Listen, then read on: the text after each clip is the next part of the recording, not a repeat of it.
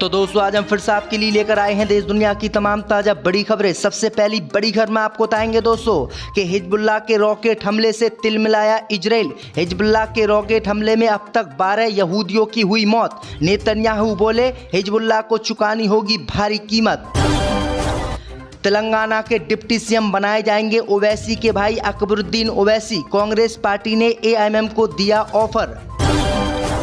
अयोध्या में बाबरी मस्जिद बनाने के लिए दी गई 5 एकड़ जमीन पर पंजाब की महिला ने किया दावा। कहा हमारी जमीन है, हम जाएंगे सुप्रीम कोर्ट। योगी ने किया है गलत काम। राहुल गांधी ने बदल दी सुल्तानपुर के मोची की जिंदगी। जूता सिलने की मशीन की गिफ्ट। पूरे देश में राहुल गांधी की चर्चा। प्रधानमंत्री मोदी अमित शाह की मीटिंग में योगी आदित्यनाथ ने नहीं किया मोदी अमित शाह का अभिवादन। बाकी सबने जोड़े हाथ। उत्तर प्रदेश में मोदी अमित शाह से नाराज हैं योगी आदित्यनाथ। केंद्र में नई सरकार बनने के बाद जम्मू कश्मीर में हुए 14 आतंकी हमले। प्रियंका गांधी ने मोदी अमित शाह पर साधा निशाना। कहा जम्मू कश्मीर से खत्म नहीं हुआ है आतंकवाद। तो दोस्तों सभी खबरों को आपको एक एक कर बताने वाले हैं। वीडियो को लाइक कर चैनल को सब्सक्राइब कर दें। इसी बीच पर तो दोस्तों अगली खबर की ओर तो हिजबुल्लाह के रॉकेट हमले से तिलमिलाया इजराइल। 12 लोगों की हुई मौत। नेतन्याहू बोले भारी कीमत चुकानी होगी। जो दोस्तों आपको बता दें कि गाजा पट्टी में जंग के बीच हिजबुल्लाह ने इजराइल पर रॉकेट हमला कर दिया। हिजबुल्लाह के रॉकेट हमले से इजराइल तिलमिला उठा है और इजराइल के 12 लोगों की इस हमले में मौत हो गई है। वहीं आपको बता दें कि 12 लोगों की मौत के बाद नेतन्याहू का रो रो कर बुरा हाल है और नेतन्याहू ने हिजबुल्लाह को धमकी देते हुए भारी कीमत चुकाने की धमकी दी है। नेतन्याहू ने कहा है कि हम हिजबुल्लाह पर इतना बड़ा हमला करेंगे कि हिजबुल्लाह कभी जीवन में नहीं भूल पाएगा। दूसरी तरफ इजराइल की सेना ने कहा है कि वो हिजबुल्लाह पर हमला करने के लिए बिल्कुल तैयार है, सिर्फ प्रधानमंत्री के कहने की देर है। जैसे ही प्रधानमंत्री नेतन्याहू हमले करने का हमें आदेश देंगे हम हिजबुल्लाह पर टूट पड़ेंगे। दूसरी तरफ हिजबुल्लाह ने इजराइल पर रॉकेट हमले करने से इनकार कर दिया है। हिजबुल्लाह ने कहा है कि रॉकेट हमले उसने नहीं बल्कि किसी और ने किए हैं। वहीं आपको बता दें कि 12 लोगों की मौत के बाद पूरे इजराइल में कोहराम मचा हुआ है और अब इजराइल के लोग ही पीएम नेतन्याहू के विरोध में उतर आए हैं। इसी बीच पर तो दोस्तों अगली खबर की ओर तो अकबरुद्दीन ओवैसी बनेंगे तेलंगाना के डिप्टी सीएम। कांग्रेस पार्टी ने दिया एआईएमएम को ऑफर।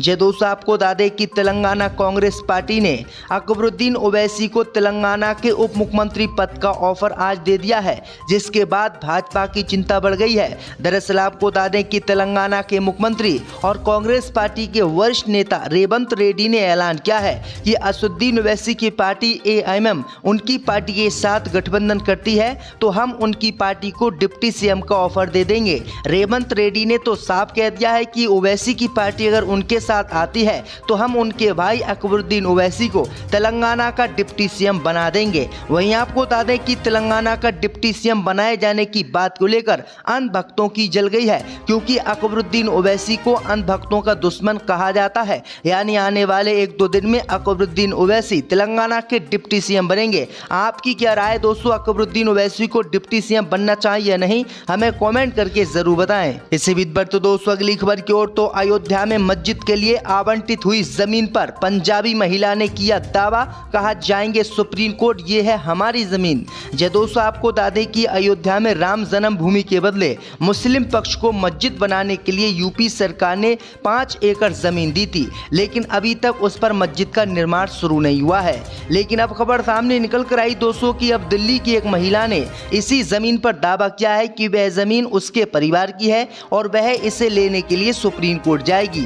वैसे इस मस्जिद के निर्माण के लिए बने इंडो इस्लामिक कल्चर फाउंडेशन के प्रमुख जुफर फारूकी ने रानी पंजाबी नाम की महिला के दावे को खारिज किया है और उनका कहना है कि उनका ये दावा इलाहाबाद हाई कोर्ट ने 2021 में ही खारिज कर दिया है। वहीं आपको बता दें कि दिल्ली निवासी रानी पंजाबन का दावा है कि उत्तर प्रदेश प्रशासन ने सुप्रीम कोर्ट के आदेश के मुताबिक अयोध्या के धनीपुरा गाँव में मस्जिद निर्माण के लिए सुन्नी सेंटर सेंट्रल वक्फ बोर्ड को जो 5 एकड़ जमीन दी है वह उसके परिवार की जमीन है और जबरदस्ती योगी सरकार ने उस जमीन पर कब्जा करके और मुस्लिम समुदाय को दी है। रानी पंजाबन ने कहा है कि वो अयोध्या की 5 एकड़ मस्जिद की जमीन को लेने के लिए सुप्रीम कोर्ट तक जाएगी और सुप्रीम कोर्ट में योगी सरकार को हराएगी। तो ये बड़ी अपडेट आई दोस्तों कि अयोध्या में जो मस्जिद योगी सरकार ने दी है उस पर एक महिला ने अपना दावा ठोक दिया है, जिससे योगी सरकार की भी चिंता बढ़ गई है।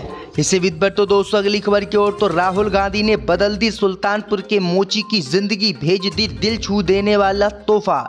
जे दोस्तों आपको बता दें कि कांग्रेस सांसद और लोकसभा में विपक्ष के नेता राहुल गांधी ने सुल्तानपुर के एक मोची रामचेत की जिंदगी में बड़ा बदलाव लाते हुए उन्हें जूते चप्पल सिलने की मशीन गिफ्ट की है। कोर्ट से लौटते वक्त राहुल गांधी ने अचानक रामचेत की दुकान पर रुककर उनसे बातचीत की और उनकी कठिनाइयों को समझा। इस अनपेक्षित मुलाकात ने न केवल रामचेत को आश्चर्यचकित किया बल्कि राहुल गांधी के इस दिल छू लेने वाले कदम ने सभी का दिल जीत लिया।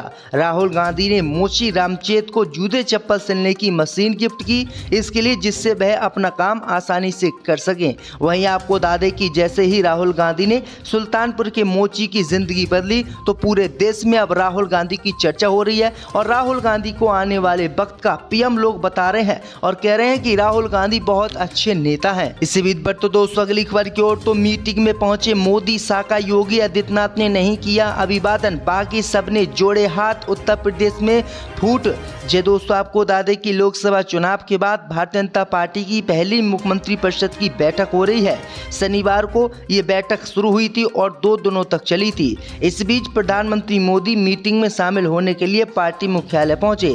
इस दौरान जहां भाजपा शासित सभी राज्य के मुख्यमंत्रियों ने उनका हाथ जोड़कर अभिवादन किया, वहीं यूपी के सीएम योगी आदित्यनाथ हाथ बांधे खड़े दिखाई दिए। आपको बता दें कि प्रधानमंत्री मोदी के सामने हाथ बांधे खड़े सीएम योगी के इस वीडियो ने सियासी गलियारों में नई चर्चा छेड़ दी है। लोग इसे बीजेपी के अंदर जारी खटपट से जोड़कर देख रहे हैं। लोगों का कहना है कि योगी आदित्यनाथ प्रधानमंत्री मोदी और अमित शाह से नाराज हैं क्योंकि ये दोनों ही नेता योगी आदित्यनाथ को उत्तर प्रदेश के मुख्यमंत्री पद से हटाने की लिए कह रहे हैं। तो ये बड़ी अपडेट आ रही दोस्तों। इसी बीच पर तो दोस्तों अगली खबर की ओर तो केंद्र में नई सरकार बनने के बाद जम्मू कश्मीर में हुए 14 आतंकी हमले, प्रियंका गांधी ने साधा मोदी सरकार पर निशाना। जय दोस्तों आपको बता दें कि कांग्रेस नेता प्रियंका गांधी ने जम्मू कश्मीर में हो रहे आतंकी हमलों को लेकर केंद्र की मोदी सरकार और एनडीए की नवगठित सरकार पर निशाना साधा है। उन्होंने जम्मू कश्मीर में हाल ही में हुए आतंकी हमलों पर चिंता जाहिर की है और आतंकवाद के खिलाफ सख्त और निर्णायक कदम उठाने की अपील की है। आपको बता दें कि जम्मू कश्मीर के कुपवाड़ा जिले के कमाकारी सेक्टर में शनिवार को भारतीय सेना ने पाकिस्तान की बॉर्डर एक्शन टीम के हमले को नाकाम कर दिया था, जिसमें भारत का एक जवान शहीद हो गया था और एक कैप्टन समेत 4 जवान घायल हो गए थे। इस गोलाबारी में एक पाकिस्तानी घुसपैठी भी मारा गया था। वहीं आपको बता दें कि कांग्रेस पार्टी की नेता प्रियंका गांधी ने दावा किया है कि जब से केंद्र में मोदी की तीसरी बार सरकार बनी है तब से अब तक 14 आतंकी हमले जम्मू कश्मीर में हो चुके हैं और 15वां आतंकी हमला होने वाला है। वहीं आपको बता दें कि प्रियंका गांधी ने कहा है कि मोदी सरकार जम्मू कश्मीर से आतंकवाद खत्म करने का दावा करती थी, आखिरकार उनके दावे सब गलत थे और आज भी आतंकवाद जम्मू कश्मीर में खत्म नहीं हुआ है। इसी बीच पर तो दोस्तों अगली खबर की ओर तो विपक्षी दलों को यूपी में बड़ा झटका, चंद्रशेखर आजाद ने बंद किए रास्ते, किया बड़ा ऐलान। जय दोस्तों आपको बता दें कि यूपी में विधानसभा की 10 सीटों पर जल्द होने वाले उपचुनाव को लेकर सियासी पार्टियों ने अभी से गोटियां बिछाना शुरू कर दी है। बिजनौर की नगीना सीट के सांसद चंद्रशेखर रावण की आजाद समाज पार्टी ने उत्तर प्रदेश की सभी 10 सीटों पर चुनाव लड़ने का ऐलान किया है। ये ऐलान खुद पार्टी के अध्यक्ष और सांसद चंद्रशेखर आजाद रावण ने किया है।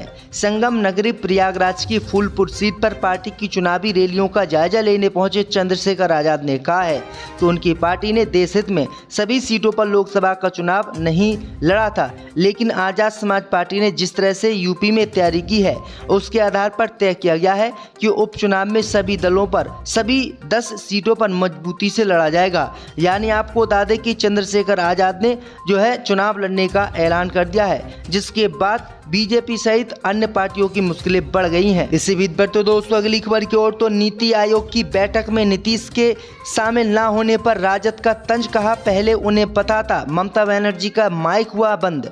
जी दोस्तों, आपको बता दें कि पश्चिम बंगाल की मुख्यमंत्री ममता बनर्जी शनिवार को दिल्ली में नीति आयोग की बैठक बीच में छोड़कर निकल गई थी। उन्होंने केंद्र की मोदी सरकार पर उनका माइक बंद करने और कम समय दिए जाने का आरोप लगाया। वहीं आपको बता दें कि राष्ट्रीय जनता दल ने रविवार को बंगाल सीएम का समर्थन किया। साथ ही नीतीश कुमार के इस बैठक में न शामिल होने पर भी तंज कसा। राजद प्रवक्ता तिवारी ने कहा कि ममता दीदी के साथ जो व्यवहार नीति आयोग की बैठक में हुआ, उसका आभास मुख्यमंत्री नीतीश कुमार को पहले से था, इसलिए वह बैठक में शामिल नहीं हुए। ये बैठक सिर्फ भाजपा की नीति बनाने के लिए आयोजित की गई। अगर देश की नीति बनाई जाती तो सबकी अहमियत को समझा जाता। बैठक में तो विपक्ष को बोलने ही नहीं दिया जा रहा है। जब विपक्ष को सुनने वाला कोई नहीं है तो फिर नीति आयोग की बैठक का क्या मतलब है। तो ये बड़ी अपडेट आ रही है दोस्तों।